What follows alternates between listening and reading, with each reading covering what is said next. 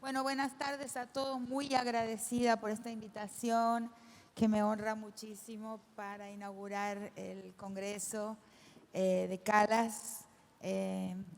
Agradecida a Alejandro y a los gestores de esta red que me parece que es maravillosa por lo que escuché.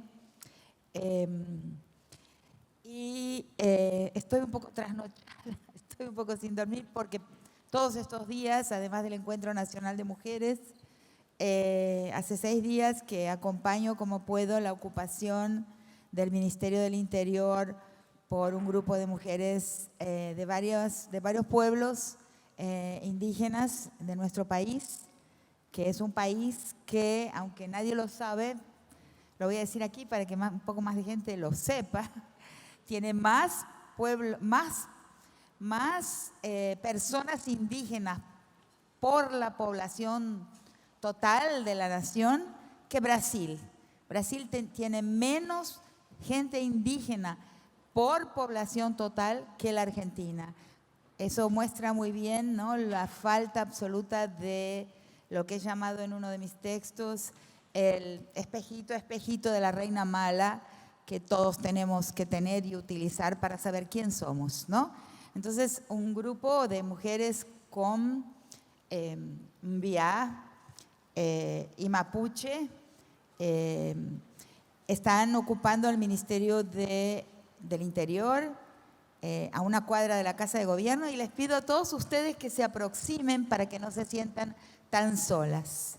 Están llevando a las autoridades las terribles condiciones en que tienen que existir en sus respectivas localidades, en sus respectivas comunidades, y yo misma he quedado bastante pasmada, a pesar de que trabajo con el tema hace mucho tiempo, he quedado muy asombrada por saber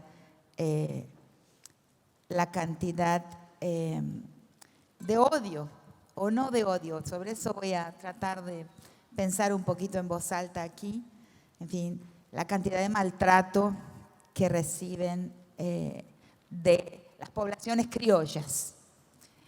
Entonces, algo que es muy importante darse cuenta es que, siguiendo un poco el hilo de la presentación de Alejandro y también de Carlos, del rector, creo que para poder transformar hay que primero comprender. Es imposible transformar sin entender. Infelizmente no basta el voluntarismo, ¿no? No basta enunciar la voluntad de transformar. Hay que hacer un esfuerzo por entender qué nos ha traído hasta acá, hasta la situación en que nos encontramos, ¿no? El retorno de los fascismos. Y un poquito más tarde voy a tratar de explicar cómo yo defino el fascismo. ¿Y qué ha permitido, ¿no?, nuestra indefensión, ¿no?, nuestra incapacidad de prepararnos y de combatir esta ascensión de nuevo, todo aquello que había causado tanto mal, tanto daño, tanto sufrimiento al mundo?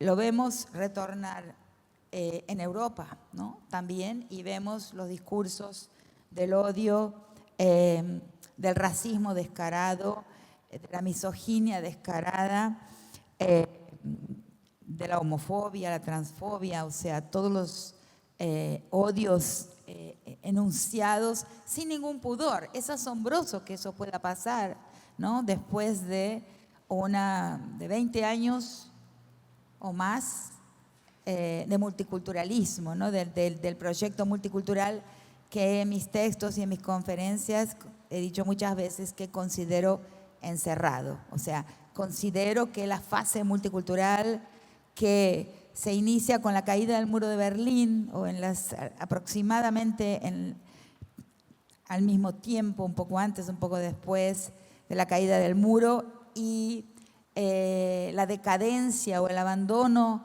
de las insurgencias antisistémicas, que eran las insurgencias en nuestros países de los años 60 y 70, que intentaban destruir un sistema económico, sustituirlo por otro más benigno, más igualitario. La caída del muro, la caída del mundo del lado de allá, lleva a una especie de colapso y silencio, aparece entonces la pauta multicultural. O sea, lo leo yo y esto está más o menos bastante tratado en mi libro La Nación y sus otros, que es una crítica al multiculturalismo, en el sentido de que el multiculturalismo no es una política antisistémica, no es una bandera antisistémica, sino que es una bandera más distributiva. O sea, va a distribuir los bienes entre los negros, los indios, las mujeres, en fin, todas las minorías, las identidades políticas que van a consolidarse en ese periodo y van a tener una parte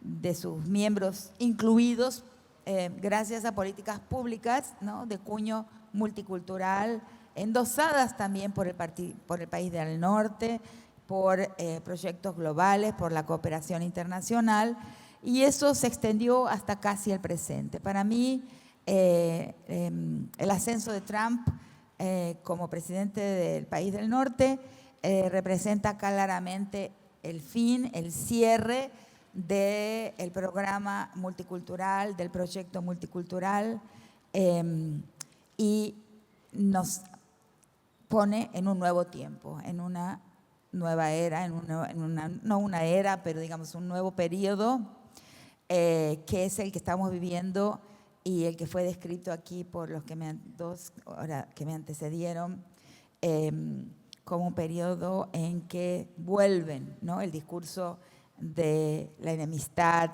de la crueldad. Es importante percibir esto y además percibirlo de dos formas que quiero que queden claras. No tengo nostalgias setentistas. Yo creo que los errores fueron muy grandes también en la época de la insurgencia antisistémica y de las izquierdas convencionales, los diferentes tipos de marxismo en los que yo misma participé cuando adolescente y más joven. Hubieron errores que tenemos que revisar, inclusive porque algunos de esos errores también han entrado en los progresismos y también han afectado a algunos sectores del movimiento feminista. Quizás no sea el momento de hablar de esto, pero lo quiero apuntar, lo quiero dejar dicho para que lo pensemos. Hubieron errores estratégicos que nos afectan hasta hoy y que ponen también en peligro nuestras luchas. Oh, no sé. ¿Por qué? Porque se corta. Oh, pero ¿escucharon? Bien. Ok, este es mejor. Entonces, no es que estoy elogiando, no es que estoy predicando un retorno, sino que estoy analizando esa fase que terminó, ¿no?, un periodo de silencio.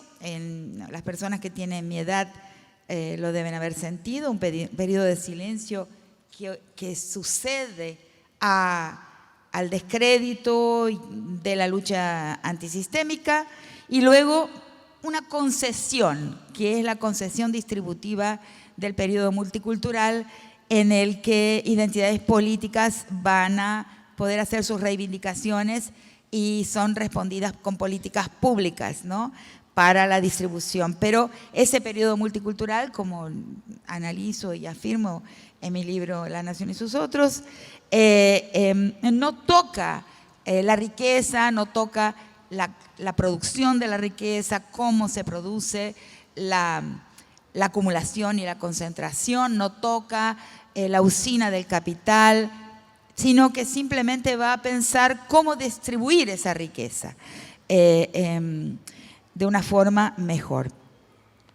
Lo que vemos en tiempos más recientes, como dije, es el fin de ese periodo y una retomada, ¿no?, del neoliberalismo de una forma en que, como he dicho varias veces, ya es poco hablar de desigualdad, ya es insuficiente hablar de desigualdad y deberíamos hablar de dueñidad, o sea, un mundo adueñado, un mundo estructurado por el impacto de cada vez menos dueños de la riqueza y también del planeta, o sea, un planeta cuyas extensiones, superficies cada vez más extensas se encuentran en cada vez menos manos, o sea, el ritmo de la concentración, no solamente la concentración misma, sino el ritmo de la concentración es asustador, o sea, nos hace pensar en un momento extremo de una cantidad de un solo dueño o de dos dueños. Creo que no podrá llegar ese momento, pero no va a llegar porque los antagonismos necesarios entre esos poquísimos dueños quizás destruyan el mundo. O sea, no somos futurólogos, pero es muy importante percibir la cuestión del ritmo con que se va haciendo ese embudo de los pocos dueños del planeta, de superficies cada vez más extensas. Por ejemplo, Chile. Muchas veces cuando hablo de Chile y hablo de Bolivia reclamando el mar, que supuestamente es chileno, aviso que el mar no es chileno. El mar es de 6 personas, o sea, de 6 familias, ¿no? Con sus jefes de familias, que son dueñas de toda esa gigantesca costa del mar Pacífico, del Océano Pacífico, que consideramos chilena. Entonces, el papel de los dueños hoy tiene un gran impacto y la concentración que ellos tienen en sus manos hace, creo yo, colapsar la posibilidad de que las instituciones colocan un límite a su poder de muerte, o sea, su poder de, como diría Foucault, hacer vivir y dejar morir. O sea, ahí entra perfecto. O sea, esos dueños tienen un poder de compra que hace con que sea imposible que las instituciones contengan ese poder, coloquen límites a ese poderío. Entonces, lo que vemos es, lo que acompaña ese proceso es una fragilidad en el presente del discurso moral solidario, que es el discurso que inspiraba las luchas en el periodo de la insurgencia al que me refería antes, ¿no? Y su sustitución por un discurso de supremacía moral peligrosísimo. Cuando ustedes se encuentren, donde se encuentren, con alguien que habla en términos de supremacía, de superioridad moral, asústense, porque ahí está el peligro, ¿no? Muchas veces he dicho, y algunos se quedan muy asombrados, he trabajado muchos años con violadores, no existe nadie más moral que un violador. El violador es el sujeto moral por excelencia. No voy a hablar de eso hoy, porque si no voy a hablar siempre de lo mismo, no. Pero bueno, puse otras cosas juntas acá, ¿no? Pues entonces vemos el avance del discurso de la supremacía moral, de la superioridad moral, ¿no? Y al mismo tiempo la decadencia del argumento moral solidario. Esas dos cosas han venido juntas, ¿no? Por el otro lado, algo que tenemos que considerar es que el mundo hoy está completamente, el planeta, ¿no? Está revestido de una malla virtual. Esto que voy a mencionar ahora es una de las razones posiblemente por la cual hemos sido incapaces de frenar esto que se vino, comprenderlo, ¿no? Y trabajar adecuadamente para contener, para poner un límite a estos discursos de odio, a estos discursos racistas y misóginos que sin pudor, ¿no? Se expresan inclusive desde las autoridades políticas, ¿no? Los altos operadores del Estado. Entonces, el mundo, el planeta está revestido por una malla virtual, todo él, si uno lo viera y viera las redes que conectan, ¿no? Sería como un planeta y otro planeta alrededor, que es esa malla virtual que lo reviste, pero la imagen que prefiero para hablar de esto es que esa malla virtual está dividida por un nuevo muro de Berlín. O sea, no hay comunicación. En algún lugar está quebrada al medio por dos sectores, de una forma quizás un poco simplificada, pero creo que me van a entender, que no atraviesan sus mensajes, que no atraviesan sus discursos de un lado a otro. O sea, de nada nos sirve ese gran revestimiento que recubre el planeta, porque al medio hay una valla infranqueable. ¿Qué son? Por eso nosotros no estamos consiguiendo entender qué pasa del lado de allá, por qué la gente va adhiriendo a discursos que nos parecen inaceptables. Y si no entendemos por qué la gente va adhiriendo a discursos que nos parecen inaceptables, es muy difícil que podamos actuar sobre lo que nos está pasando. Entonces, ese es un tema muy importante. Entonces,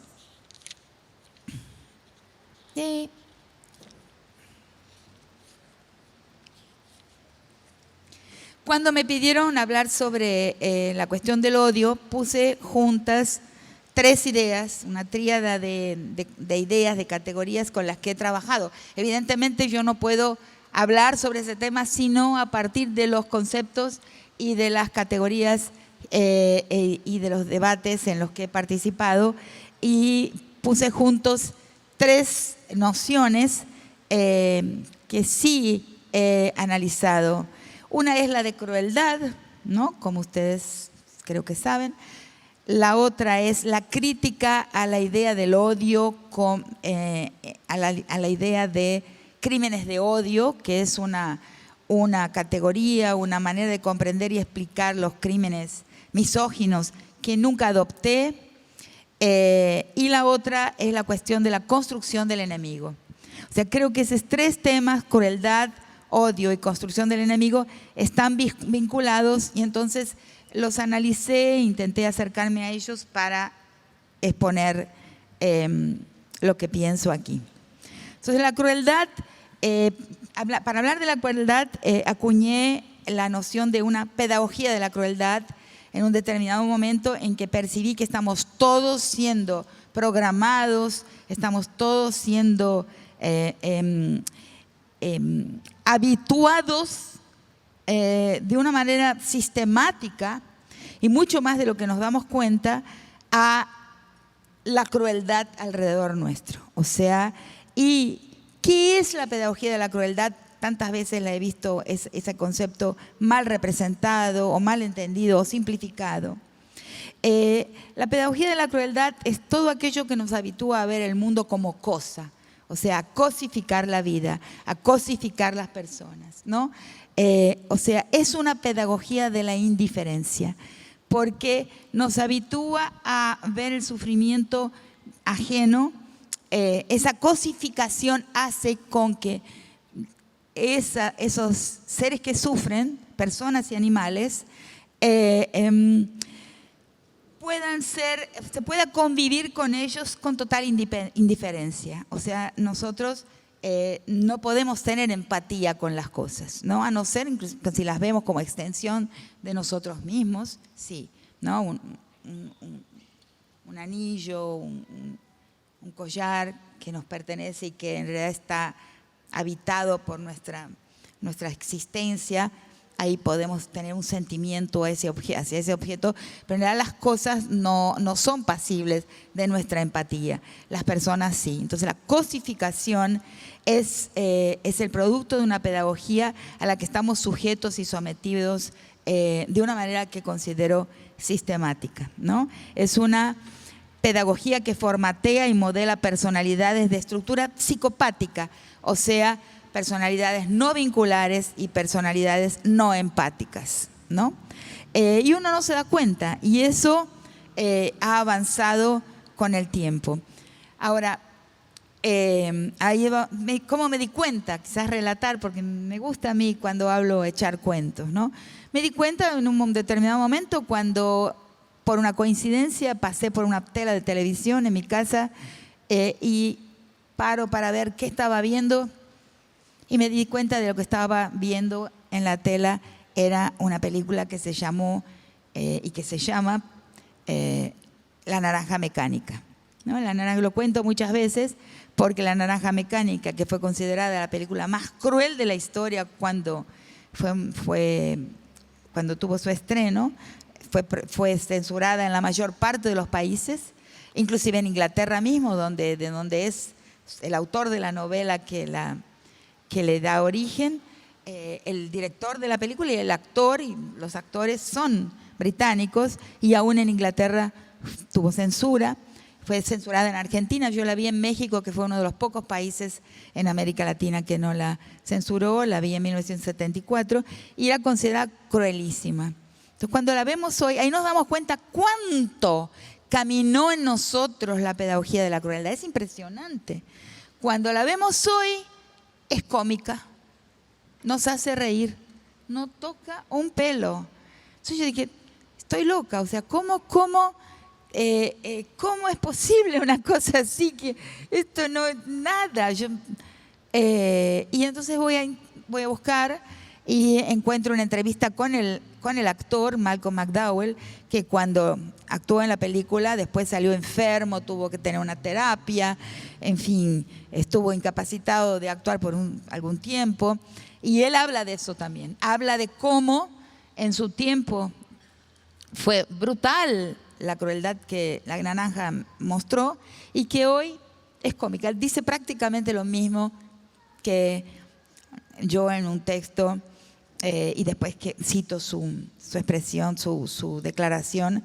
O sea, confirma esta idea de que nos hemos habituado, nuestro umbral de soportabilidad de la crueldad ha aumentado, se ha alejado mucho, en el sentido que mucho más escenas violentas nos atraviesan sin hacernos el impacto que deberían. Y eso es un fenómeno programado.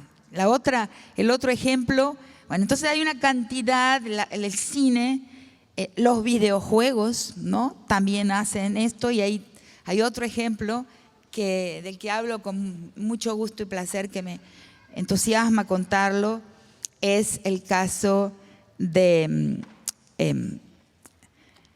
Manning, ¿no? Manning era un joven, un muchacho del interior de los Estados Unidos, de la frontera oeste, creo que Kentucky, hijo de un ex mariner, de un ex soldado norteamericano, que al retirarse pone un taller de arreglo de computadores. Manning se cría en ese taller, rodeado de computadores y obsesionado, jugando videojuegos todo el tiempo, y sintiéndose extraño, o sea, sintiéndose alguien un poco diferente a los demás, sin entender muy bien de dónde le viene esa diferencia. Y luego se alista para ser más normal, para llegar a ser normal, se alista en el ejército norteamericano y inmediatamente se dan cuenta de que tiene una gran habilidad con computadores y lo ponen en el sector de archivo. Lo ponen en el sector de archivo y luego lo mandan a Irak, en la ocupación de Irak. Y en Irak él sigue trabajando en archivos hasta que un día, en un traslado de un cuartel a otro, se cruza con un enfrentamiento de verdad, un enfrentamiento de guerra real. Y es muy conmovedor lo que él dice, y yo le llamo, en una entrevista que di hace un tiempo, la primera conversión de Manning. En esa primera conversión, él va a decir, y al ver a la gente morir, claro, la muerte demora mucho más que en un videojuego, ¿no? Al ver lo que es el estertor, la duración de la muerte, los gritos, el dolor del morir, la sangre, él dice así, y ahí me di cuenta de que eran personas. Y lo dice de una manera tan convincente, yo no puedo ni siquiera reproducirlo, porque cómo sentí cuando leo esta entrevista con él, de que esta idea de que no me había dado cuenta de que no eran cosas, no me había dado cuenta de que los que mueren son personas. Porque el videojuego te programa para tratar la vida como cosa, te programa para tratar la muerte como la destrucción de cosas. Es impresionante. Entonces él dice, me di cuenta de que eran gente, de que sufría, que dolía. Algo en él se iluminó, algo en él se despertó, su humanidad se despertó. A partir de ese momento, ahí comienza un proceso por el cual se transforma en el más grande atravesador de información clasificada para Assange, ¿no? Para Wikileaks. Manning fue el más importante atravesador de información clasificada del ejército norteamericano a Wikileaks. Entonces va preso, pasa 7 o 8 años en aislamiento total y ahí sucede su segunda conversión. La segunda conversión de Manning de hombre a mujer, a Chelsea Manning, que es como hoy se llama él, se transformó en una bella rubia, entendió qué es lo que había de diferente en él, que cuando era niño no sabía qué pasaba, que tenía una diferencia, se transforma en una señorita. Y uno de los últimos actos de Obama al salir de la presidencia es indultarlo, pero ha retornado ahora a la prisión. Entonces, eso es cómo una persona había sido sometida a una programación, todos nosotros lo somos, entonces, cómo eso fue sucediendo al mismo tiempo que teníamos el mensaje multicultural, toda la cuestión, las luchas de los antirracistas, las luchas de las mujeres, las luchas por los diferentes tipos de derechos de las así llamadas minorías, al mismo tiempo iba sucediendo esta programación para ver la vida como cosa. La otra gran escuela de la pedagogía de la crueldad es el burdel hoy sobre todo.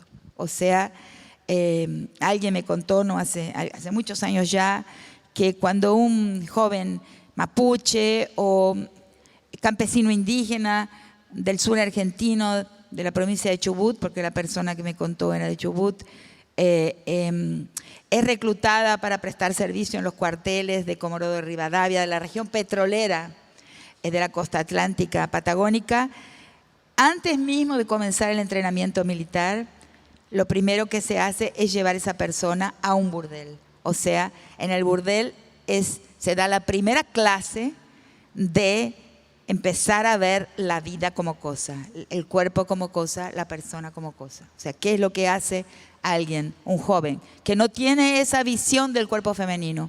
Porque el mundo indígena, la sexualidad, el acceso al cuerpo, el significado del cuerpo es muy distinto, ¿no? Son muy distintos a la forma en que los vemos en el occidente o que el occidente los ha construido. Entonces, al llegar a los cuarteles, bueno, y también en la historia argentina, en los años 30, después de la prohibición de la prostitución, el primer lugar donde se abren los cuarteles, cuando todavía eran prohibidos en toda la República Argentina, los primeros, pero hay una autorización especial para abrir prostíbulos alrededor de los cuarteles militares. Yo he discutido mucho ese tema porque no creo que se deba a que la libido masculina es absolutamente incontenible, sino creo que se debe a que los burdeles son una escuela, una pedagogía de la crueldad. O sea, un lugar donde se aprende algo, que es a cosificar el cuerpo de alguien y a ver ese alguien como una cosa instrumentalizable, utilizable. Entonces, este es el tema de la crueldad. Ahora, la gran pregunta es, si estoy diciendo que la crueldad es ver al otro como cosa y aprender la indiferencia ante el sufrimiento de ese otro, estoy diciendo que es que la crueldad no incluye el odio no está dentro. Esto es una cosa que me gustaría corregir. No es el odio lo que está presente, porque en la estructura de personalidad psicopática no hay efusión, no hay afectividad, no hay emoción, no hay afecto ni de amor ni de odio. O sea, la relación es una relación fría. Lo que hay es una aspiración, un interés, sí, hay interés, pero no hay afectividad. ¿Dónde está el odio? ¿Cuándo aparece el odio? ¿No? Entonces lo que hay son las exigencias de un orden corporativo, ¿no? El orden corporativo de la masculinidad. En mis primeros textos, lo que todavía mantengo, pero lo he profundizado, voy a hablar de la masculinidad como una fratria, como una cofradía, un club, una hermandad masculina. Pero en tiempos mucho más recientes me doy cuenta de que esa fratría y esa hermandad tienen una estructura. Y esa estructura es una estructura corporativa. Y me voy dando cuenta que la estructura corporativa de la masculinidad está por debajo, ¿no?, de todas las otras estructuras corporativas en la sociedad. Y hoy las corporaciones en la sociedad, y es algo que deberíamos dedicarnos a entender un poco más, son un cáncer. Hoy hay como un recrudecimiento del corporativismo dentro de las asociaciones que actúan en la sociedad. Entonces, la estructura corporativa de la masculinidad se reproduce en las mafias. Las mafias son estructuras corporativas, pero también el Poder Judicial, por ejemplo. También inclusive en la academia se reproduce, infelizmente, la estructura corporativa. También en la policía, naturalmente, en las Fuerzas Armadas. Todas son corporaciones. ¿Y cuál es la característica de una corporación? Son dos, y las observamos en la masculinidad. La primera es que la única lealtad que no puede ser infringida, o sea, la única lealtad que es una máxima que no puede ser desobedecida, no es la lealtad a valores como la vida, la dignidad, inclusive la propiedad, sino la lealtad corporativa. O sea, una corporación es una corporación si tiene como máximo valor imperativo la obediencia a la lealtad corporativa. O sea,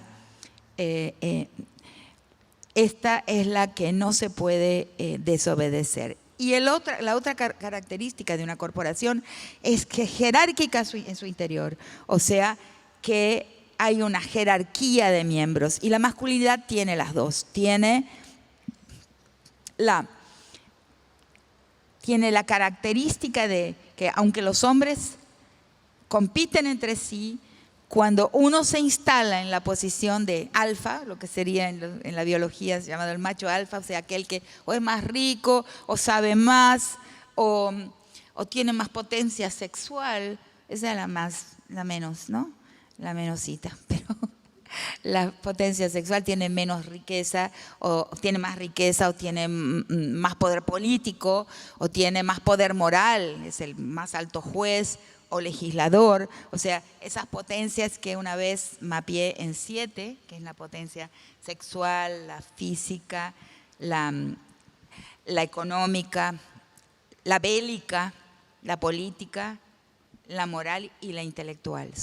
Hasta ahí he llegado a 7 potencias.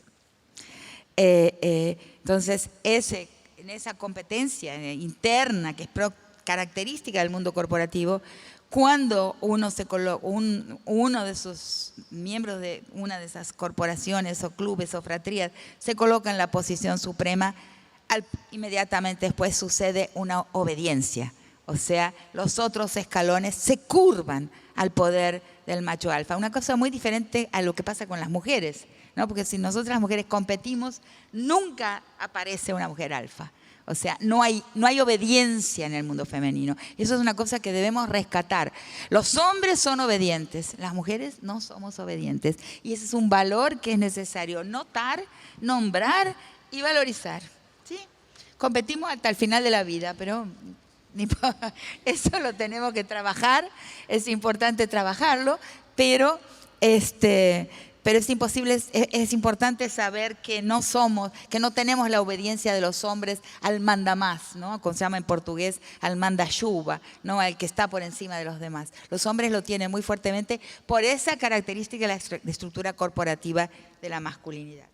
Entonces, esos crímenes, ¿no? Los crímenes que suceden son a veces para conformar, para satisfacer el mandato corporativo.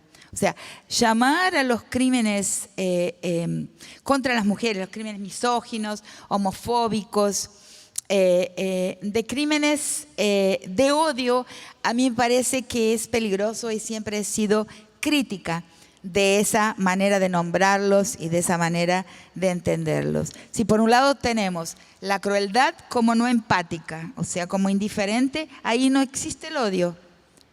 Y si tenemos los crímenes de género como crímenes corporativos que son donde la víctima en realidad es una posición de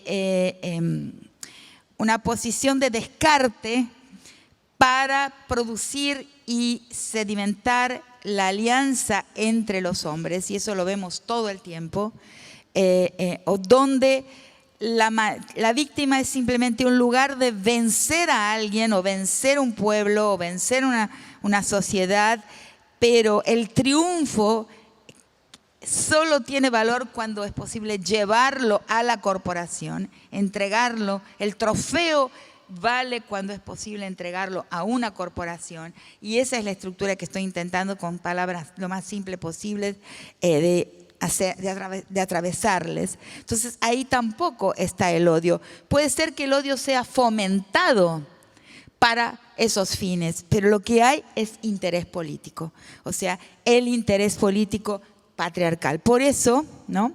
He enfatizado muchas veces que el patriarcado no es una cultura, y sí un orden político anterior a cualquier cultura particular, que va a revestirse de cultura, que va a revestirse de costumbre, que va a revestirse de moral, que va a revestirse de religión, pero que se reviste en diferentes sociedades de diferente cultura, de diferente religión, de diferente moral, de diferentes costumbres. Pero es anterior porque se encuentra en diversas culturas con diversos trajes, con diversos revestimientos, pero que ese es un orden desigual primigenio. Entonces, ese orden desigual primigenio exige esto, exige el hacer trofeos para, como tales, entregarlos a la fratría o a la corporación masculina de manera a reproducirse dentro de ella. Esa es mi pauta de lectura, y ha sido siempre, a través de todos mis trabajos, desde las estructuras elementales de la violencia, siempre esa fue mi pauta de lectura. Por eso tengo mucha desconfianza a hablar de los crímenes misóginos y homofóbicos como crímenes de odio. Puede aparecer el odio, pero por detrás está la política. ¿Por qué? Porque por detrás está el interés de poder, el deseo de poder, la ambición de poder y sobre todo la ambición de participar y de pertenecer a una cofradía, a una corporación de poder.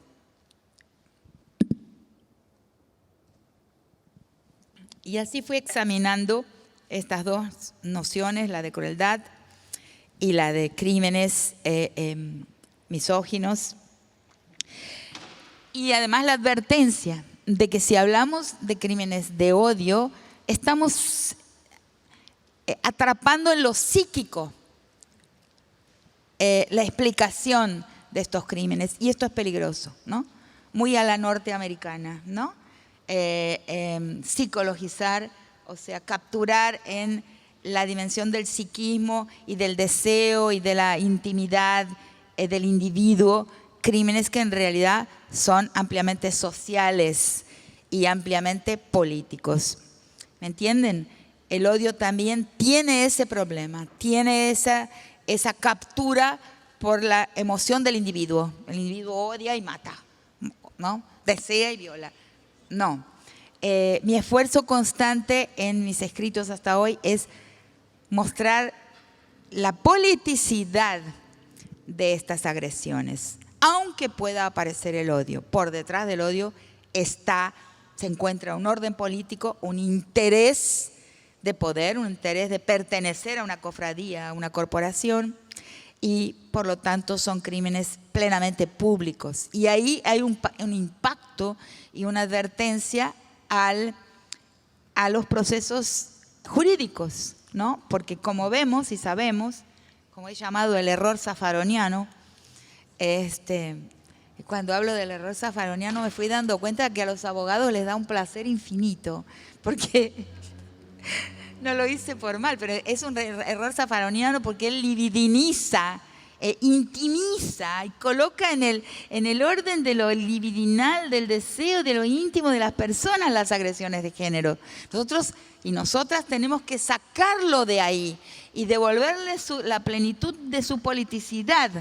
Y solo podemos hacerlo si lo sacamos de su reducción al odio individual, a la emocionalidad de los individuos.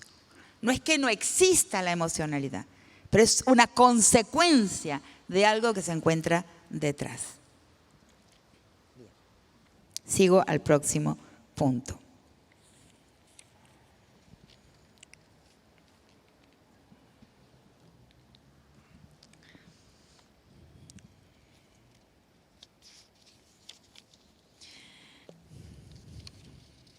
Un poco desordenada porque no tuve tiempo de poner mis cosas en orden aquí. Ahí aparece un tercer momento, la construcción del enemigo, que está por detrás de las otras cuestiones, pero de otra forma. La primera construcción del enemigo, el género, la generización, ¿no? Que lleva a la reducción de las mujeres. Y la raza, la racialización. Lo vemos más claramente con la raza y después voy al género. La racialización que aparece, y ahí yo soy deudora de la perspectiva de la colonialidad de poder, del poder de Aníbal Quijano, que es muy claro en su explicación de que la raza es una invención de la conquista. No existe raza, existe xenofobia, existen varias formas de discriminación y discriminación del otro antes de la conquista. Pero la raza aparece y es inventada solamente con el proceso de conquista y colonización. ¿Por qué? Porque no es solamente la discriminación y la beligerancia contra el otro, sino algo un poco diferente, pero muy relevantemente diferente. Porque la raza es la naturalización del vencido. O sea, es el atrapamiento del vencido en su cuerpo, ¿no? En las características fenotípicas de su cuerpo. Entonces el vencido va a ser, en términos más contemporáneos, biologizado. Tiene una biología otra. Eso tiene por lo menos dos consecuencias fundamentales. La primera, que no va a conseguir salir de ahí, es distinta a la clase de la raza. Para Quijano, el centro de la discriminación, el centro de la jerarquía, el centro de la exclusión no es la clase, sino la raza. ¿Por qué? Porque la clase tiene una posibilidad mayor de movilidad. La raza no la tiene, porque es la captura del vencido en su fenotipo. Entonces, la movilidad es mínima, es mínima.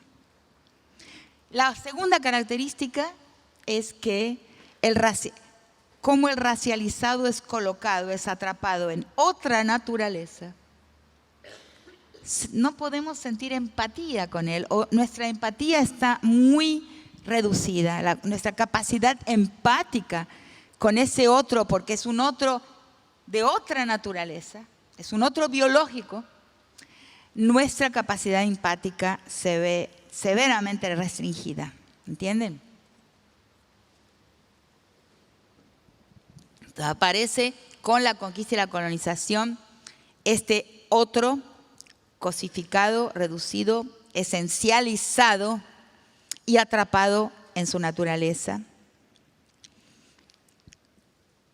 Y al mismo tiempo, aunque el género, como dije, el patriarcado, viene de lejos, en mi concepción, ahí tengo una diferencia dentro de la perspectiva. Las feministas decoloniales tenemos dos corrientes. Una que va a hablar de que no existe género, no existe ni género ni patriarcado, que en realidad son sinónimos, antes del proceso de la conquista y la colonización, ¿no? Ahí está el gran texto de Oyeronke Oyewumi, que va a decir que no existe nada como mujer en la Nigeria, en el mundo yorubá precolonial. Mi teoría, mi modelo de comprensión es un poco diferente, ¿no? Es decolonial, pero como antropóloga me es muy difícil aceptar la idea de que no existen, por ejemplo, las casas de iniciación masculina en el mundo tribal, en Nueva Guinea, África, América. Las casas de iniciación masculinas tienen características muy fuertes de producción de masculinidad, ¿no? En algunas inclusive de aversión a la feminidad, como en los casos de Nueva Guinea. Entonces, y son pueblos que han tenido bajísimo contacto con el occidente y tienen esas casas de iniciación y esa formación de los machos guerreros, ¿no? Todos. Entonces, no creo que sea posible afirmar la inexistencia de un género, un patriarcado o una masculinidad construida y un prestigio mayor, como ha dicho en un libro menos conocido de la historia del pensamiento de antropología de género, que es un libro bellísimo, maravilloso, que se llama Sexual Meanings. Una de sus editoras es Sherry Ortner. Yo cito cada vez menos autoras norteamericanas, soy muy feliz de poder prescindir de ellas, podemos pensar entre nosotros, pero ese es un libro capital, central, en el que ella dice la diferencia es de prestigio. Las tareas masculinas tienen más prestigio siempre que las tareas femeninas. Entonces, la cacería, la caza, tiene un prestigio mucho mayor que la recolección, y por mucho tiempo los antropólogos pensaron que los pueblos tribales comían el producto de la caza, hasta que un día vino una antropóloga biológica y contó en diversas sociedades qué es lo que comía la gente, y se dio cuenta que en realidad la alimentación venía del trabajo de las mujeres. La alimentación cotidiana es de la recolección, ¿no? Y la agricultura primitiva. Y la caza es esporádica, no se come todos los días del producto de la cacería. Entonces ya lo descubren y se van dando cuenta de lo que la caza tiene más prestigio como tarea, como labor, como trabajo, y la recolección tiene menos prestigio. Entonces ella va notando que sí hay una jerarquía ahí, ¿no? Hay una jerarquía de género, hay una jerarquía patriarcal, sí, en diversas sociedades con bajo contacto con el occidente, ¿no?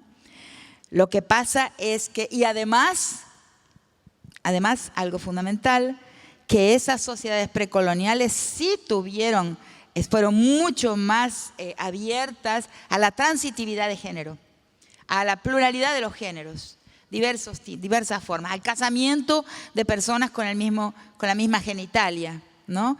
Entonces hay dos clásicos, ¿no? Que los he ido a releer recientemente para refrescar mis conocimientos de mi antigua encarnación antropológica, que son mucho antes de María Lugones y de Oyeronke Oyewumi. Dos antropólogos hicieron un impacto enorme.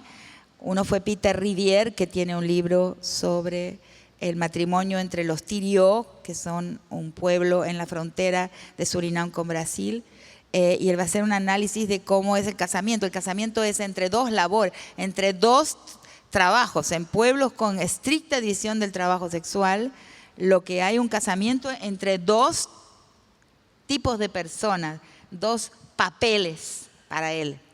Y también el célebre texto, el arco y el cesto de Pierre Clastres. Vayan a leerlo porque no tengo mucho tiempo. Pero ahí se muestra muy bien que entre los guaraní guayaquíes del Paraguay, lo que se casa es el arco con el cesto. O sea, y hay muchos otros trabajos que van a mostrar que en los pueblos precoloniales, la transitividad de género, los casamientos de mismas personas con la misma genitalia, son mucho más abiertos. O sea, el feminismo occidental, el movimiento social LGBTIQ+ occidental cree que descubre la pólvora cuando los pueblos han tenido estas prácticas siempre. Lo que los va a cancelar es justamente el occidente. La conquista, la colonización va a cancelar esa transitividad de género. Mismo yo vivo en un pueblo, cuando puedo, estoy en el pueblo que vivo, que es Tilcara, donde hay una superficie criolla, un criollaje maldito, abusivo, que se ríe de la gente diferente, pero eso es un fino epitelio, porque inmediatamente abajo de ese criollaje insoportable, odioso, en el pueblo siempre hubo una trans. Desde tiempos remotos, cada generación recuerda la existencia de una mujer trans, que va a la peluquería con las otras mujeres, que tiene su papel social. O sea, en comunidad es el otro tema. En comunidad la negociación de la diferencia es mucho más sana que en el mundo moderno. Nosotros necesitamos una batería de leyes que no se cumplen para la negociación de la diferencia de las personas, cuando en el mundo comunitario tenemos una serie de prejuicios tan grandes sobre el mundo comunitario que nos impiden ver eso. Yo he tenido estudiantes que han ido justamente a estar trabajando sobre eso, sobre cómo es más fácil ser diferente en el medio comunitario que en la ciudad, que en la urbe moderna. Donde tenemos que inventar ahí la identidad política, las leyes, los derechos de las minorías, una serie de cosas que en realidad todavía muy poco exitosas, pero que en el medio comunal sí la gente lo negocia. Entonces eso viene de un largo camino. Entonces, ¿qué pasa con la colonización? Así como la colonización biologiza al vencido, también biologiza la posición femenina. Ahí sí. Ahí van a ver una serie de cédulas coloniales de la corona que va a decir quién va a impedir el travestitismo, va a impedir la transitividad, va a impedir a la india que se vista de indio, se le darán tantos latigazos y cepo exactamente tantos, y después la pena se va a agravar hasta llegar a la pena capital. Y al indio que se vista de india, lo mismo. Eso quiere decir que eso existía, que esa transitividad era posible, ¿no? Como es posible en muchas sociedades indígenas hasta hoy, ¿no? Pero la criollización, que es que la entrada del frente colonial va entonces binarizando, es la que binariza y ahí sí atrapa a la mujer en su cuerpo. Y ahí vamos a tener una estructura absolutamente análoga en la raza y en el género. En la raza va a ser el atrapamiento del vencido en su cuerpo, y en el género va a ser el atrapamiento de la mujer en su cuerpo, como vencida también, pero en un periodo histórico mucho más largo. Entonces, los otros días estaba escuchando a una mujer kurda de Rojava que decía que cuando entra ISIS, lo que ella siente es que ella es atrapada en su cuerpo, que es algo idéntico a lo que yo he escrito sobre la violación. El violador, ¿qué le dice a la violada? Que está atrapada en su cuerpo, que ella es su cuerpo. Es el que le pasa el mensaje a la mujer violada de que ella es su cuerpo y no puede salir de ahí. Es un discurso. Es un discurso de retroactivamente construcción del poder. Ahí se construye el blanco y ahí se construye el hombre, o sea, el miembro de la corporación masculina. Entonces vamos. Entonces, ¿dónde aparece el odio? Porque yo fui escribiendo y anotando todo esto y pensando, buscando el odio, porque por lo menos en mi modelo interpretativo, el odio no está ahí. Todavía todo esto es un mecanismo de construcción de poder que a veces trabaja promoviendo el odio, ¿no?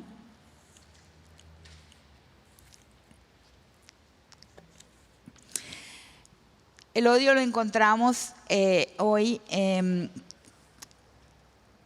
pero también de forma instrumental, como una producción del enemigo. Lo que tenemos en el momento presente, que hasta ese momento, en esos fenómenos, o sea, existía y existe hasta hoy, el ojo público desconfía del cuerpo negro, desconfía del cuerpo no blanco y desconfía del cuerpo femenino. Es una mirada de desconfianza. Ahora, lo que tenemos hoy en el discurso religioso, en una década, se coloca en la calle un discurso de odio. Ahí sí es explícita la colocación de ese discurso, más que de odio, de la enemistad. O sea, existe un enemigo de Dios, existe un enemigo de la iglesia. Y esto se ha vuelto, sí, cada vez más explícito. Y es lo que llamamos hoy los fundamentalismos contemporáneos. ¿Por qué, no? Es muy difícil entender por qué fue necesario, ¿no? Una de las cosas que me pregunto es por qué el bienestar social del multiculturalismo, que no tocó en la usina del capital, que no tocó en los procesos de acumulación, concentración, ¿por qué no fue suficiente? ¿Por qué fue clausurado, abandonado explícitamente por los discursos de Trump y los otros presidentes que lo siguen, y se colocó en su lugar un discurso de odio muy inspirado de una base religiosa fuerte, con una base religiosa fuerte? ¿Qué amenazó? ¿Qué fue amenazado en el periodo anterior, aun cuando no se problematizó la riqueza, aun cuando no se problematizó el capitalismo? ¿Qué se amenazó? ¿Quiénes se necesitó entonces salir muy rápidamente a la calle, en 10 años apenas, ¿no? Mientras nosotras las mujeres tenemos en esta última fase 70 años, desde Simone de Beauvoir hasta acá, aproximadamente 70 años de acumulación de pensamiento, calle, convivencia, experimentación, en fin, y construcción de un pensamiento sofisticado que ocupa los estantes más grandes de todas las librerías físicas y virtuales. ¿Por qué no fue suficiente en la fase multicultural, que nos distrajo de la política antisistémica con que comencé mi exposición? La fase multicultural nos distrajo del proyecto antisistémico, pero aún así algo molestó. Lo que molestó, creo yo, es el avance de la despatriarcalización. Porque la despatriarcalización toca en un momento primigenio, como dije, fundante de todas las otras formas de jerarquía. Se toca en todo el edificio de todas las jerarquías, si tocamos el patriarcado. Es una pedagogía de potencia femenina, o sea, la potencia cambia de manos, o sea, el poder cambia de manos. Nosotras las mujeres desmontamos, abrimos brechas, fisuras, damos una herida de muerte al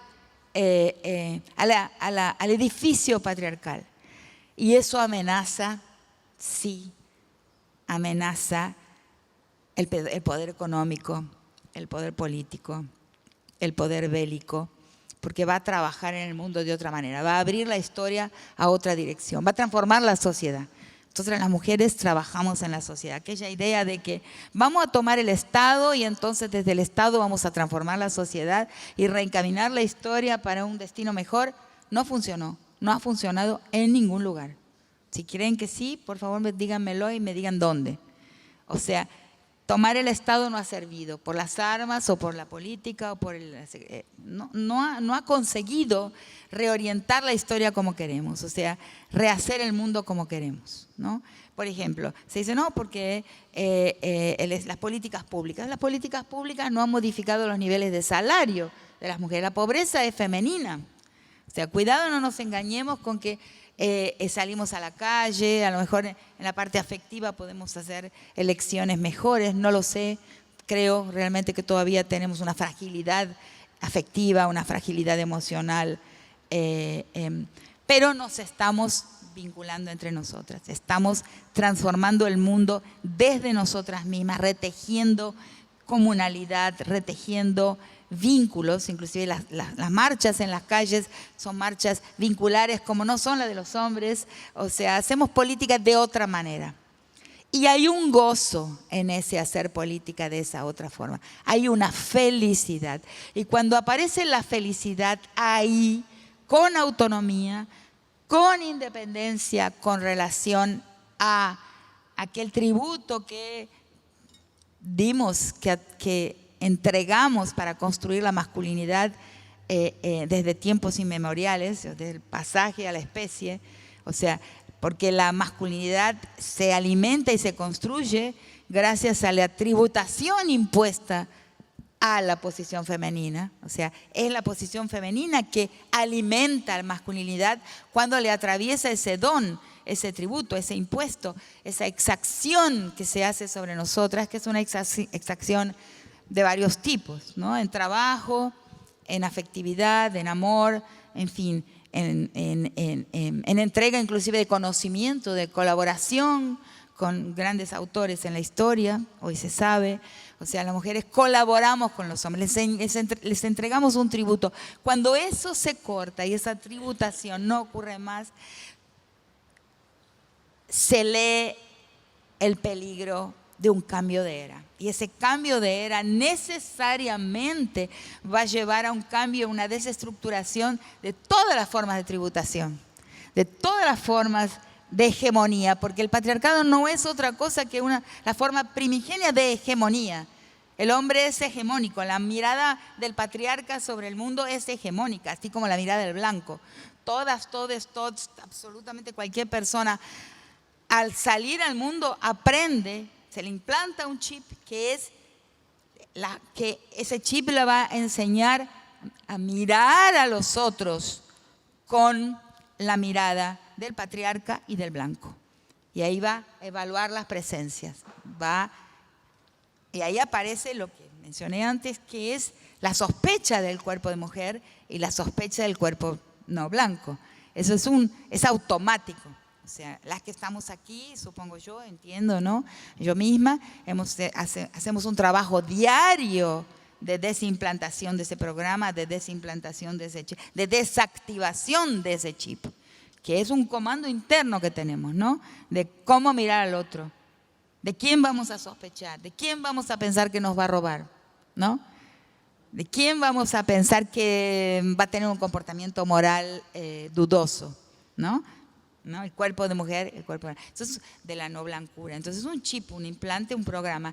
Si ese implante sale, si aprendemos a desactivar chips, y fíjense cuántas películas hay hoy que hablan de ese tema, ¿no? de la sospecha de las memorias implantadas, ¿no? Es todo un conjunto de películas que hablan exactamente de eso.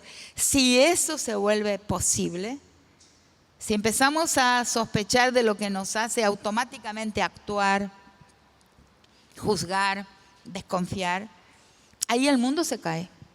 Entonces, y además, entonces percibe que un mundo donde las mujeres y la sexualidad son controlados férreamente es un mundo donde la riqueza, la propiedad es protegida férreamente. Si no, miren a los países árabes. Cuando la mujer está bajo la bota, absolutamente controlada por las leyes, reducida a su cuerpo, reducidas las posibilidades de sus acciones por su cuerpo, estoy hablando del fundamentalismo islámico, ¿no?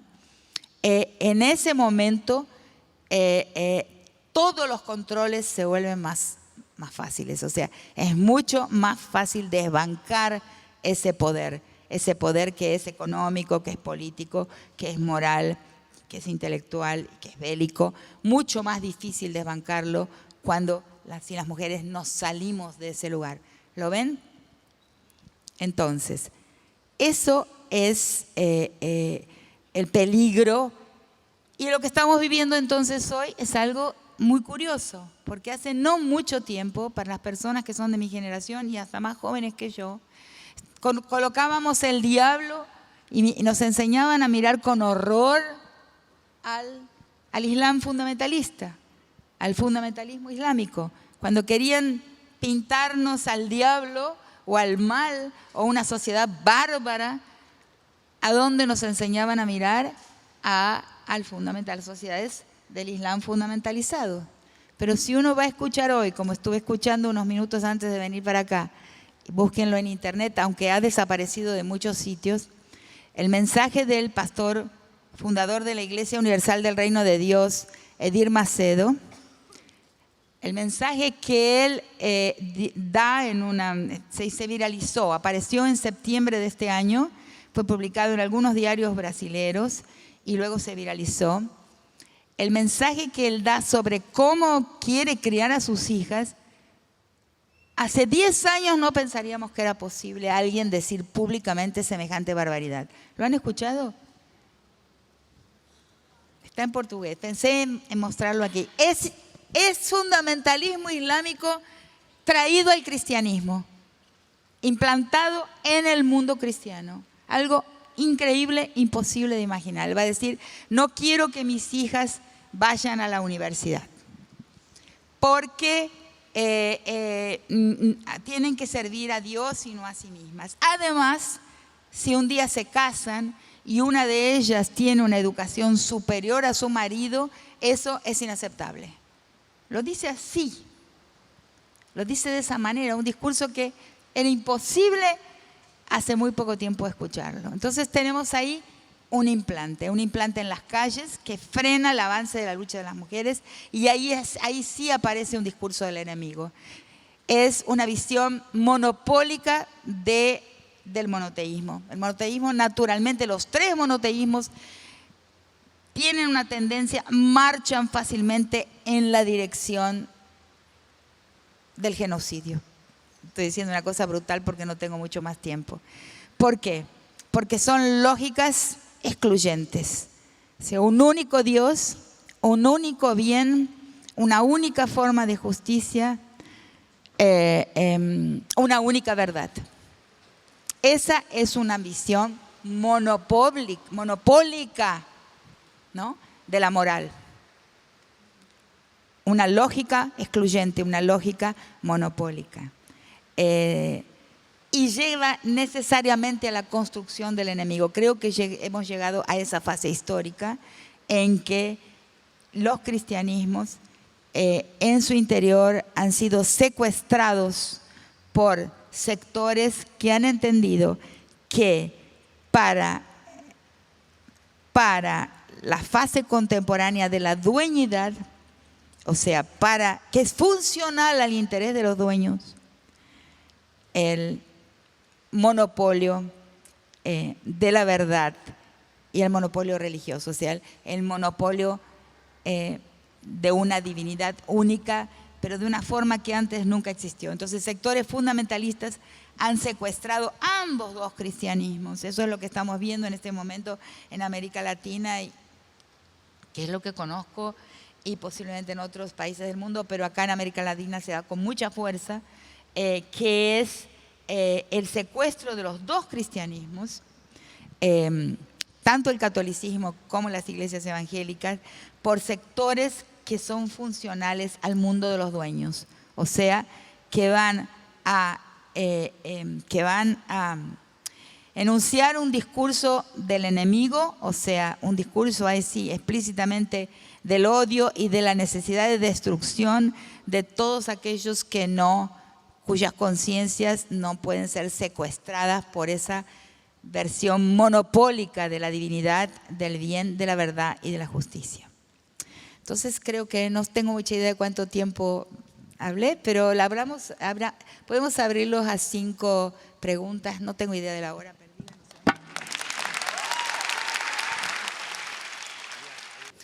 ¿Qué caminos o qué rutas o qué guías seguir como para esto, para despatriarcalizar un poco el mundo, como decís, para cambiar el trabajo reproductivo en el cual descansa sobre las mujeres, para cambiar, no sé, la matriz económica que creo que nos está destruyendo? Así que nada, preguntas de ideas o de opiniones, de caminos posibles para construir ese mundo. Gracias. Ahí. ¿Digo? No, que habías mencionado al principio el tema del fascismo y que habías dicho que había que te ibas a explayar Acá. sobre, Allá está. y explayar un poquito sobre cuál era tu definición de fascismo.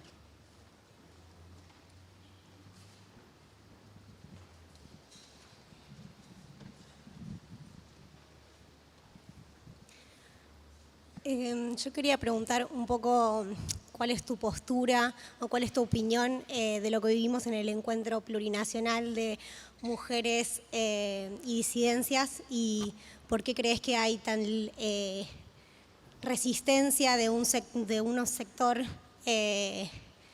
específico que se opone a autoproclamarnos y reproduce discursos racistas, colonialistas, y cómo podemos pensar ese lugar de poder dentro del feminismo que estamos construyendo. ¿Cuál es tu opinión? Y visibilizar un poco un comunicado que recién salió de las feministas de la Vía Yala, que cuenta un poco y denuncia todas las cosas que vivimos ayer en el cierre del encuentro, en donde se violentó a mujeres de los pueblos originarios y de las disidencias, no dejándolas pasar al escenario a hablar, y finalmente nos autoproclamemos plurinacionales y disidentes. Acá yo tengo... A ver, no, acá. ¿Sí? Hola, Flor, soy Flor. La pregunta era en torno a los fracasos que hubo, ¿no?, a nivel latinoamericano de los gobiernos progresistas, y esto que vos decías de que el Estado no pudo, de cierta manera, desde las políticas públicas, parar la violencia, parar la explotación. ¿Qué pensás de si las mujeres tenemos que confiar en estos frentes políticos que se están armando de cara a las elecciones que se vienen? Si el movimiento de mujeres y disidencias tiene que confiar realmente en esos frentes que ya vieron que fracasaron, y más en esta situación donde el FMI está y está el debate de pagar o no la deuda. Era eso. Buenas noches, doctora. Es un tanto más sencillo cuando hablamos de cuestiones bélicas. Acá. Es un tanto más sencillo cuando hablamos de cuestiones bélicas identificar pues los momentos en los cuales comienza a utilizarse la guerra pues sí, bueno, todas las cuestiones bélicas como mecanismo de dominación. Pero en el tema de la sexualidad, ¿en qué momento considera usted que inicia a utilizarse como un método de dominación, y por qué además considera usted que sucede esto?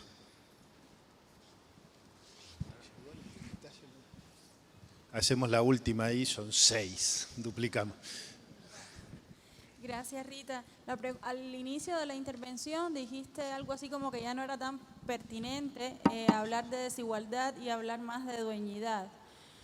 Quisiera como que profundizaras un poquito más en eso, teniendo en cuenta que si bien la dueñidad da cuenta de la capacidad de adueñarse de otros y de otros cuerpos, la desigualdad también registra una distribución inequitativa de recursos que habilitan a que unos justamente se puedan adueñar más o menos de los otros con más agilidad, ¿no? La primera pregunta sobre cómo salimos, ¿no?, de esta situación. Yo creo, la cuestión es que justamente nuestros antagonistas del proyecto histórico, para no llamarlos de enemigos, nos están diciendo que estamos saliendo.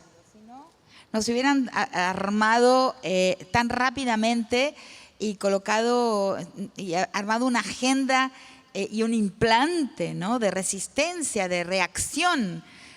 O sea, la prueba, o sea, esa reacción fundamentalista que encontramos en las marchas de "con mis hijos no te metas", ¿no?, como si los hijos fueran la propiedad de alguien, ¿no? O sea, son mis hijos, o sea, es una cuestión, un padre propietario, bien romano, bien arcaico, ¿no? Y luego la ideología de género, que es una tergiversación de lo que es el género, que es una categoría analítica, ¿no? No es otra cosa que una categoría analítica. O sea, muy rápidamente se orquestaron y se colocó una agenda en la calle, que considero, como dije, un implante, para intentar frenarnos. Entonces, debemos entender que ellos nos están viendo algo que nosotros no estamos viendo, que nosotras, nosotres, nosotros, o como quieran llamarlo, porque yo sí creo en la pluralidad y creo que deben continuar habiendo nosotras, nosotros, nosotres, y una gran variedad de deseos en el mundo, sin que ninguno sea erradicado, ¿no?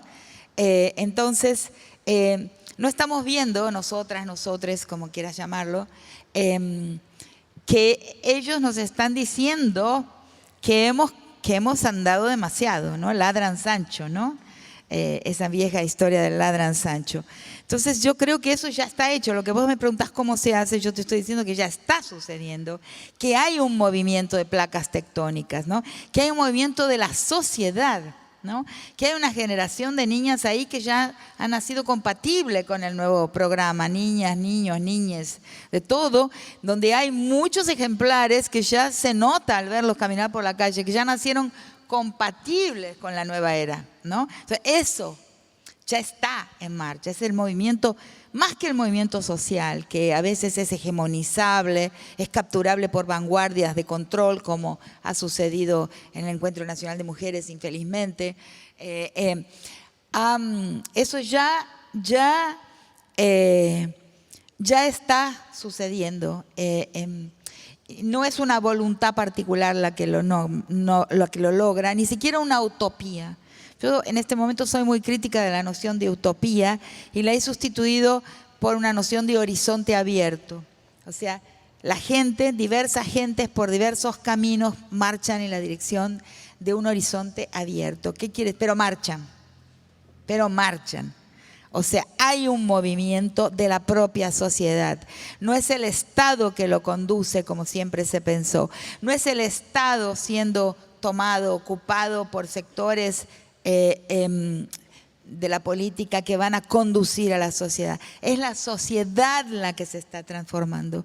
Y solamente esa transformación de la propia sociedad, transformación de la cual las mujeres tenemos la llave en la mano, porque somos nosotras las tejedoras de sociedad, eso podrá transformar el Estado, ¿no? Somos las mujeres, el trabajo, una de las cosas que defendí ahí en el Encuentro Nacional de Mujeres el sábado, fue ante las mujeres sindicalistas, es que hagamos un esfuerzo por comprender hasta qué punto el trabajo de cuidado es política. Es el formateo de la cría para una forma de ser político o de ser política en la sociedad. Nosotras creamos seres políticos y nuestro trabajo, por lo tanto, en la criación, en el cuidado, es plenamente político, pero nos han negado la visibilidad de esa politicidad, que es el embrión de lo que llamo la politicidad femenina, que es una otra forma de estar en el terreno y en la acción política. Entonces, yo creo que el camino se hizo, ¿no? No es voluntarista, se ha hecho. Depende de las voluntades, pero las voluntades han surgido por todas partes, diferentes tipos de mujeres, todas las edades, desde de mujeres de una generación anterior a la mía, Norita Cortiñas, ¿no? Nelly Mijersky, ¿no? Marta Rosenberg, son mujeres de la generación anterior a la mía, después viene la mía, después vienen las que tienen 50 años, después la más joven. O sea, un abanico de generaciones que están participando, hasta nenas muy niñas. Lo que ha pasado es algo impresionante y la Argentina tiene un papel protagónico en el mundo en este proceso. Yo viajo muchísimo todo el tiempo y te puedo afirmar que nuestro feminismo, nuestras mujeres son vistas en el mundo como teniendo un papel protagónico en la invención de otra forma de hacer política. Eso es fundamental. Entonces creo que nuestros antagonistas nos lo están diciendo, por el afán con que están saliendo a ver si nos frenan. Entonces, la cuestión del fascismo. ¿Cuál es mi definición de fascismo? Es una pregunta importante, porque lo he pensado bastante. No, eso no es fascismo, esto no es fascismo. Entonces voy a dar mi definición de fascismo. Hay muchas. Para mí el fascismo no es una política de contenido, sino una estrategia política. Toda política del enemigo es una política fascista. Por eso inclusive le he dicho a las compañeras feministas y me lo he advertido a mí misma. Cuidado con transformar al feminismo en una política del enemigo, porque toda política del enemigo tiene una estructura fascista, o sea, se transforma en una política del odio. No es una buena política, para mí no lo es, yo no la recomiendo, o sea, soy pluralista, si aparece, lo que pasa es que esa no es una politicidad pluralista. Yo creo que la meta histórica de un mundo en plural es anterior inclusive a la meta histórica de un mundo femenino, de un mundo controlado por mujeres. Yo no sé si nuestras metas deben ser una meta de poder, de control. Más bien pensaría que podría ser una meta de descontrol, ¿por qué no, no?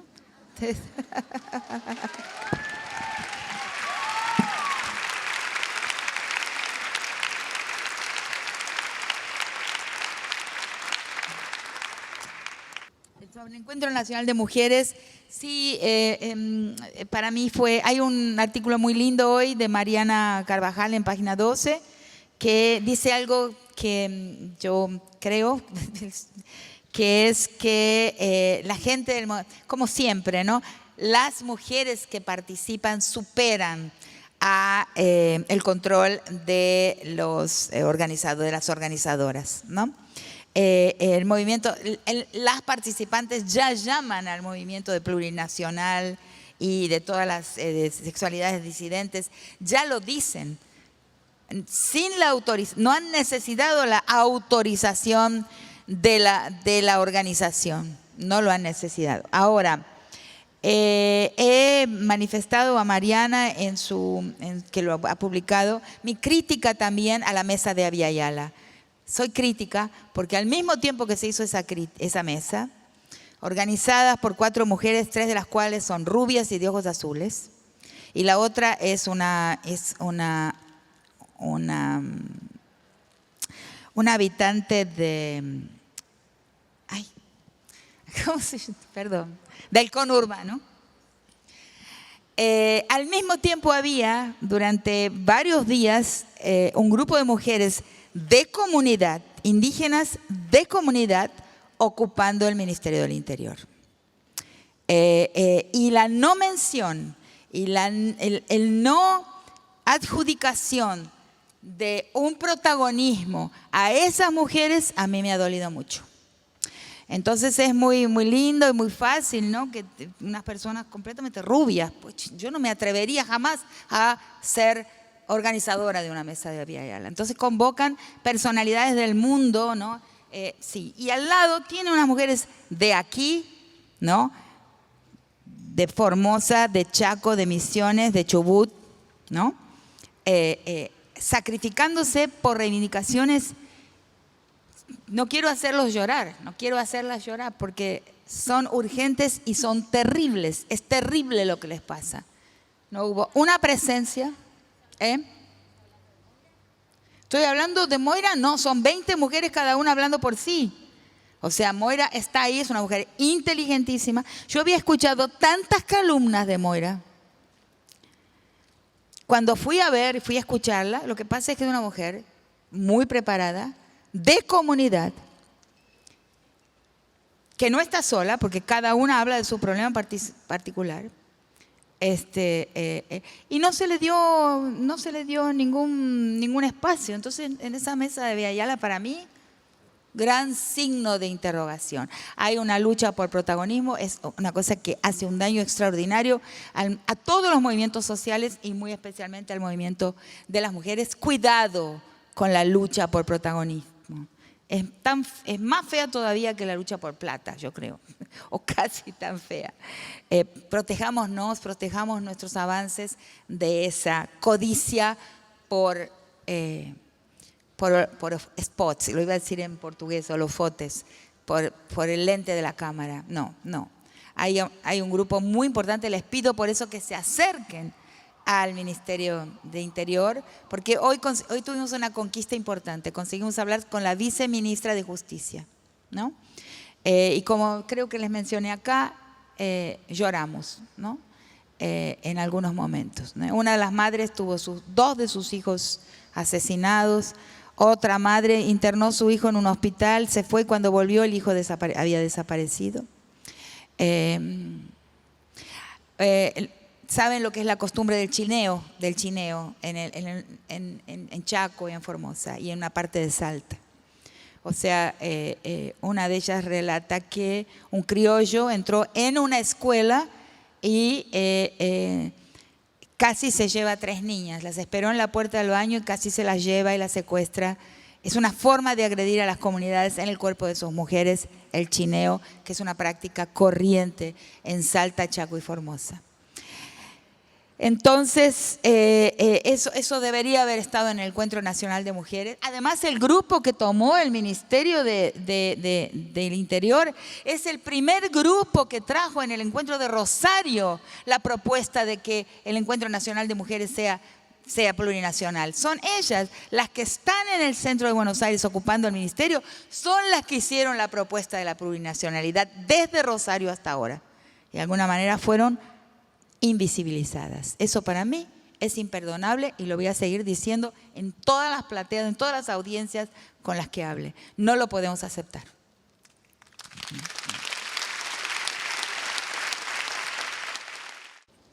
El fracaso de los progresismos, claro, porque no se puede hacer un cambio importante social con el patriarcado adentro. Una de las cosas que debemos ver es que todos los intentos de transformación social, por las buenas o por las malas, tomando el Estado por las armas o por las elecciones, se hicieron con el patriarcado adentro. Y eso es lo que pone, le sella el acta de defunción antes de haber nacido. Yo sé muy bien por quién voy a votar, naturalmente quiero que este momento pase y que tengamos un cambio, que podamos protestar en las calles con menos riesgo, pero también no puedo dejar de decirles, porque total, cuando uno envejece puede decir, pues hay ventajas en envejecer, créanme, ¿no? Puedes decir las cosas que piensas con menos... La peor provincia del país es Formosa. Para los intereses de los pueblos indígenas, es la provincia más infame. Infelizmente, el gobernador de Formosa es base electoral de la fórmula por la cual voy a votar. Entonces, esto no podemos olvidarlo porque la lucha continúa, ¿cierto? Es triste que sea así. Y luego, claro, los progresismos tienen un límite que afecta directamente a los pueblos de organización comunal y los pueblos arraigados. ¿Por qué? Porque los progresismos son gobiernos de bienestar social, o sea que en realidad piensan en un bienestar social para más gente en la sociedad. Pero, ¿de dónde sale el dinero para el bienestar social? Solo tiene 3 posibilidades. La más noble es un shock de gestión y dejando que se pierda menos dinero en el pago a empleados, a funcionarios, en fin, que se pierda menos, que la gestión sea más transparente. Esa es la parte noble de cómo hacer para conseguir los bienes, conseguir los recursos para hacer el bienestar. La otra forma es solo otra, o sea, es son los commodities, o sea, colocar los recursos en el mercado global. Y la otra sería controlar la concentración, la acumulación-concentración. O sea, si no se toca la concentración, en realidad no hay una redistribución interna, sino que hay un bienestar social cuya fuente es o el shock de gestión, evitando la corrupción, o la venta de los recursos del territorio en el mercado global. Lo que acabó siendo es que el mercado global fue la única fuente de recursos para hacer el bienestar social. Por lo tanto, es indispensable tocar los territorios ocupados por las poblaciones de estructura comunal y arraigada. Y ese es el cuello de botella, ese es el cuello de botella de los progresismos que debemos inspeccionar para intentar ver cómo se atraviesa ese, ¿entendieron? Cómo se atraviesa ese cuello de botella. La respuesta todavía no la he visto surgir, pero tenemos esperanza. Tengo esperanza. Yo personalmente tengo esperanza. Entonces, ahora. ¿En qué momento la sexualidad como método de dominación? Bueno, ahí yo hablo mucho de una estructura mítica que es el mito adánico.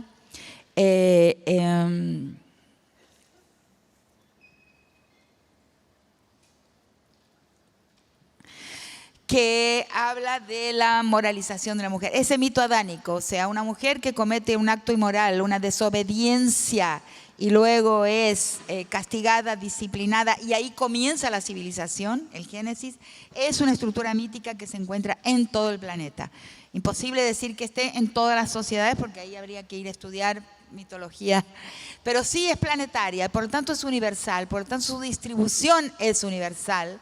Y en muchas sociedades de los 5 continentes existe esa misma estructura mítica que habla de una vulnerabilidad moral de la mujer y su acto de inmoralidad, su castigo inmediato y su disciplinamiento por una ley masculina, por la ley del padre, por la ley paterna, de Dios, de los hombres. Yo relato uno de los casos que es el mito Barulla de Nueva Guinea en las estructuras elementales de la violencia, pero hay muchos otros. Y el mito adánico es la estructura accesible en el mundo judío cristiano. O sea, entonces, a partir de ese momento se da la caída de la mujer, la mirada al cuerpo de la mujer con sospecha moral. Y ahí comienza esa historia que conocemos. Es necesario rescatarnos de esa posición. La cuestión de la dueñidad y la desigualdad, obvio, claro que obvio, la dueñidad es un grado de agravamiento, de recrudecimiento de la desigualdad. Yo solamente muestro que hoy el mundo es un mundo adueñado. O sea, antes, y se notaban muchas cosas, por ejemplo, hasta hace no mucho tiempo, los que ocupaban, los operadores de los cargos del Ejecutivo eran representantes, no todo el tiempo, con excepciones, pero representaban el poder económico. Lo que tenemos hoy es los mismos dueños ocupando los cargos políticos. Por ejemplo, se compactaron, o sea, no hay tanto esa representatividad del empresario por un político, sino que es el propio empresario que es el político. Ese es un síntoma, pero hay otros. Dueñidad es un grado más, es un grado de agravamiento de la desigualdad. Bueno, listo.